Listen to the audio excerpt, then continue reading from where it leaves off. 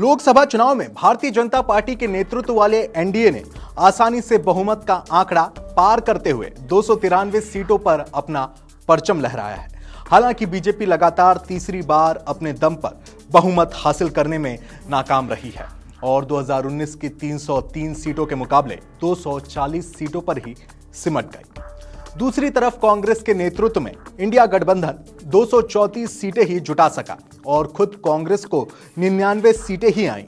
चुनाव परिणाम आने के बाद से ही विपक्ष लगातार ये बताने की कोशिश कर रहा है कि इन चुनाव में जनता ने बीजेपी को नकार दिया है, जबकि हकीकत यह है कि नरेंद्र मोदी लगातार तीसरी बार प्रधानमंत्री पद की शपथ लेने जा रहे हैं। ऐसे में सवाल उठता है कि चुनाव में हार के बावजूद विपक्ष इतने जोश में क्यों नजर आ रहा है। नमस्कार, मैं हूं आपके साथ सुधांशु शिव कुमार और आज इंडिया टीवी एक्सप्लेनर में इसी सवाल का जवाब तलाशेंगे।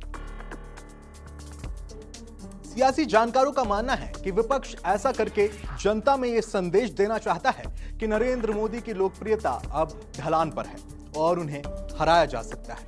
सीटों के आंकड़ों पर नजर डालें तो विपक्ष की बात में दम भी नजर आता है, लेकिन जब पिछले चुनाव के मुकाबले बीजेपी का वोट शेयर देखते हैं तो मामला कुछ और ही नजर आता है।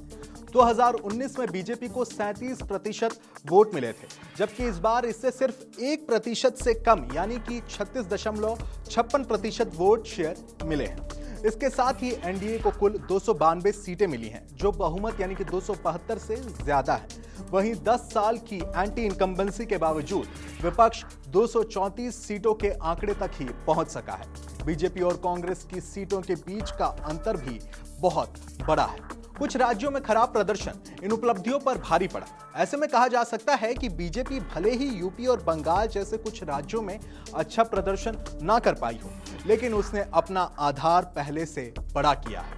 माना जा रहा है कि विपक्ष इस बात को लोगों के दिलो दिमाग में डाल देना चाहता है कि बीजेपी भले ही चुनाव जीत गई हो, लेकिन अपने लक्ष्य से पीछे रह जाना उसके लिए बड़ी हार है। वहीं दूसरी तरफ तमाम सर्वे और एग्जिट पोल में उम्मीद जताई जा रही थी कि बीजेपी प्रचंड बहुमत हासिल करेगी, लेकिन पार्टी 240 सीटों पर ही जीत दर्ज कर पाई और इसकी उम्मीद ज्यादातर लोगों ने फिलहाल नहीं की थी।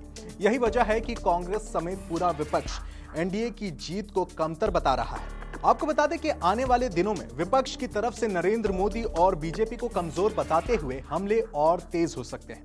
मोदी ने कभी भी गठबंधन की सरकार नहीं चलाई और ऐसे में उनके सामने चुनौती तो होगी ही। विपक्ष भी लगातार एनडीए के घटक दलों में मतभेद पैदा करने की कोशिश कर सकता है। सियासी एक्सपर्ट्स का मानना है कि कांग्रेस समेत पूरे विपक्ष की तरफ से न सिर्फ सरकार की कार्यशैली पर सवाल उठाए जाएंगे, बल्कि इसे एक कमजोर सरकार साबित करने की कोशिश भी की जाएगी।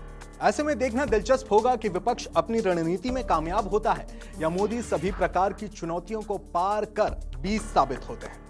इस पूरे मुद्दे पर आपका क्या सोचना है, आप हमें कमेंट बॉक्स में कमेंट कर जरूर बताएं और बने रहें इंडिया टीवी के साथ।